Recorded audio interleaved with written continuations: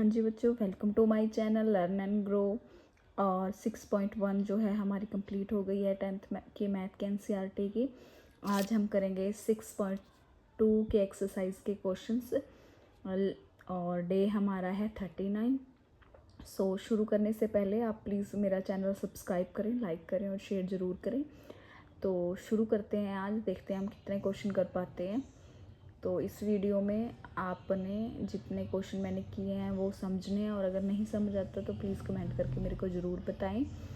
और नेक्स्ट हम फिर देखते हैं, ये 6.2 हमारी कल तक कंप्लीट हो जाएगी, फिर हम 6.3 पर जाएंगे। चलो जी शुरू करते हैं। सो फर्स्ट क्वेश्चन है, इसमें सबसे इम्पोर्टेंट थ्योरम है वो मैं आपको क्वेश्चंस में बताऊंगी जो इस एक्सरसाइज में मतलब अप्लाई होगी, और वो आपने लिख लेनी है अपने फॉर्मूलाज के साथ, ठीक है। सो फर्स्ट क्वेश्चन है, हमें ये फिगर दिया हुआ है और हमें फाइंड करनी है ईसी। इन्होंने हमें एडी की वैल्यू दी हुई है और एई की वैल्यू दी है और बीडी की वैल्यू दी है।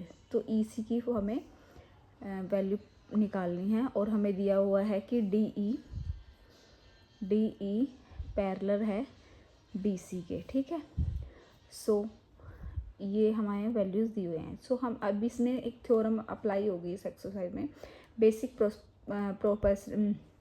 प्रोपोर्शनली थ्योरम, जिसे हम बीपीटी भी कहते हैं। इसमें जो है, अगर डीई देखो, डीई और बीसी ये हमें पैरेलल अगर दी हुई हैं एबीसी में, सो इसका मतलब होगा एडी जो है, एडी अपॉन डीबी इक्वल होगा A B upon A E upon E C के, ठीक है। अगर हमें इन्होंने ये मतलब पैरेलल दिया हुआ है तो इसमें हमें बीपीटी फॉर्म हमने थ्योरम लगा देनी है।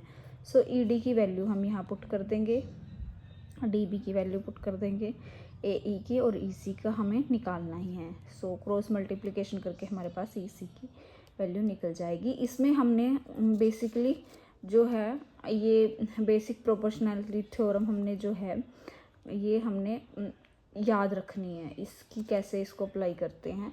हमारा इस एक्सरसाइज में कंप्लीट में यही थ्योरम जो है होगी अप्लाई, ठीक है। सो सेकंड फिगर हमें दिया हुआ है, देखो बीडी की वैल्यू दी हुई है इन्होंने, एई की वैल्यू दी हुई है, ईसी की वैल्यू दी हुई है, और एडी हमें पूछा गया हो, और प्रोपोर्शनल हमें क्या दिया ना, पैरेलल हमें दिया हुआ है बी अपॉन बी सी। सो ये फॉर्मूला अब यहाँ पे फिर हमने वही थ्योरम अप्लाई कर दी। इसके according A D upon D B और A E upon E C, A D upon D B, A E upon E C, ठीक है। इसके अकॉर्डिंग हमने कर लिया। सो यहाँ पे उनकी वैल्यूज़ पुट करके हमारे पास ई सी की वैल्यू आ जाएगी, ठीक है। जो ए डी की वैल्यू हमें पूछी गई है वो हमारे पास आ जाएगी। इनकी वैल्यूज़ हमने पुट कर दी, जो जो दिया हुआ है इनके इक्वल रख के, और क्रॉस मल्टीप्लिकेशन कर दी। सो यहाँ से हमारे पास ए डी की वैल्यू आ जाएगी, ठीक है।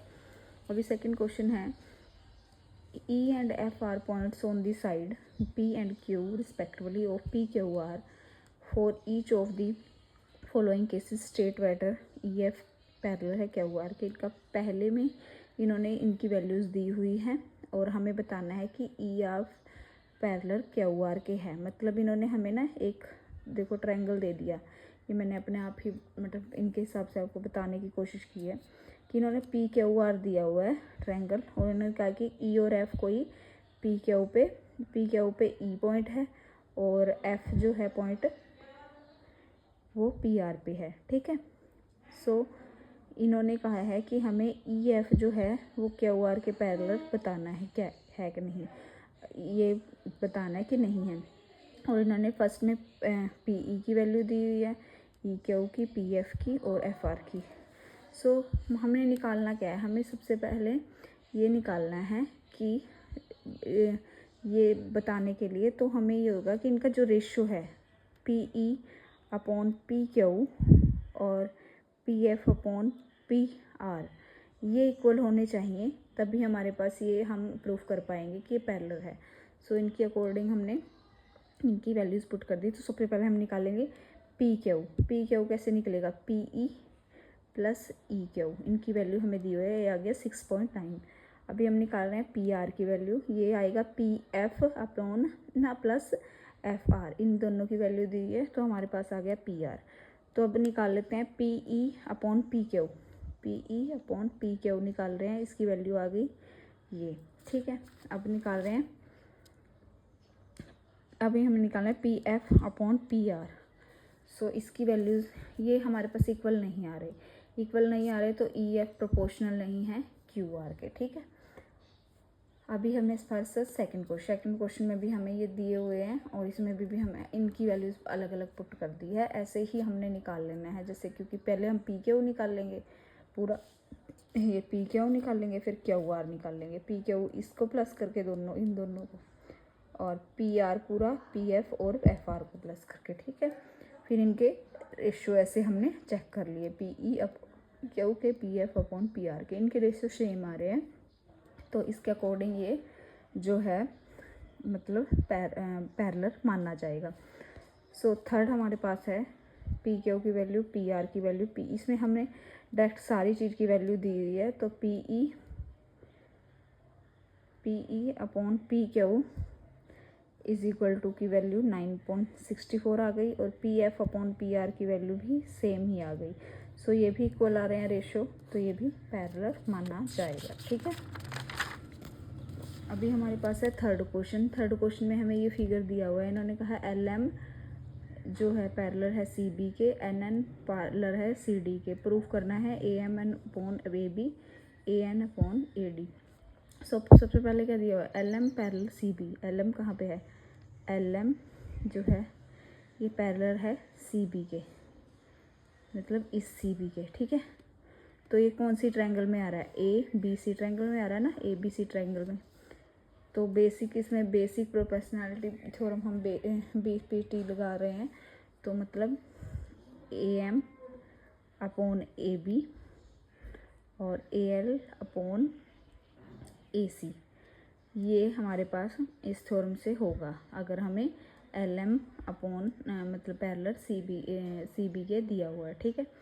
तो ये हमारे पास ये A M upon A B is equal होगा ए एल अपॉन ए सी के, ठीक है, क्योंकि पैरेलल हमें दिया हुआ है। अभी सेकंड इन्होंने दिया है एल एन और सी डी पैरेलल हैं, एल एन और सी डी, ये ए डी सी इसमें है, देखो ट्रायंगल में, इस ट्रायंगल में, मतलब क्या होगा A N upon A D equal होगा ए एल अपॉन ए सी के, ये दोनों आगे इक्वेशन। अब इन इक्वेशन में देखो सेम ही ये दोनों ए एल और ए सी सेम है, मतलब ये दोनों भी सेम होंगे, ठीक है। सो इसका मतलब प्रूफ हो गया कि A M upon A B, A N upon A D, ये हमारे पास प्रूफ आ गया, ठीक है।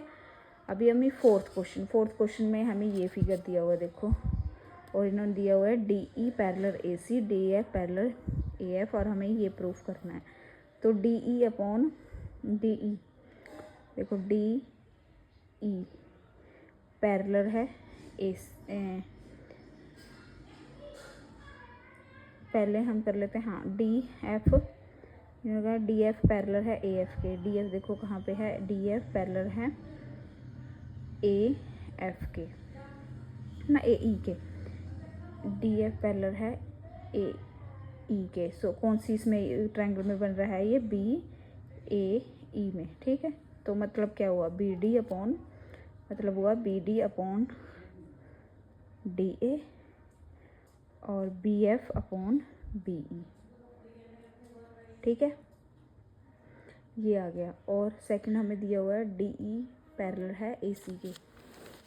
सो ये ट्रायंगल ए बी सी, तो सेकंड हमें दिया हुआ है जो डी ई और ए सी पैरेलल है, तो ट्रायंगल बी ए सी में आ रहा है, ये आप इसमें फिगर में नोट डाउन कर लीजिएगा। तो बाय बी पी टी मतलब बेसिक प्रोपोर्शनल थ्योरम के हिसाब से B D upon D A आएगा, B E upon E C, ये हमारे पास सेकंड थ्योरम। फर्स्ट और सेकंड थ्योरम को हम कंपेयर करेंगे तो जो हमें पूछा गया वो हमारा आंसर आ जाएगा।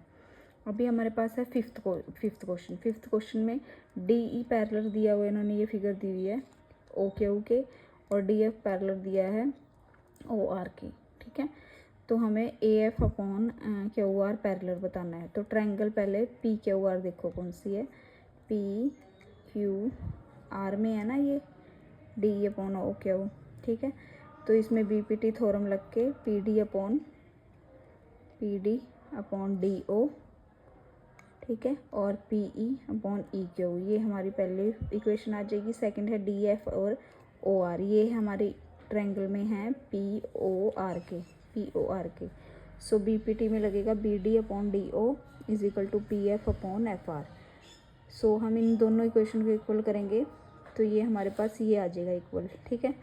तो ये इक्वल आ रहा है, मतलब इनका रेशियो सेम आ रहा है, तो हमारे पास आंसर ई एफ पैरेलल जो है क्यू आर के वो आ जाएगा।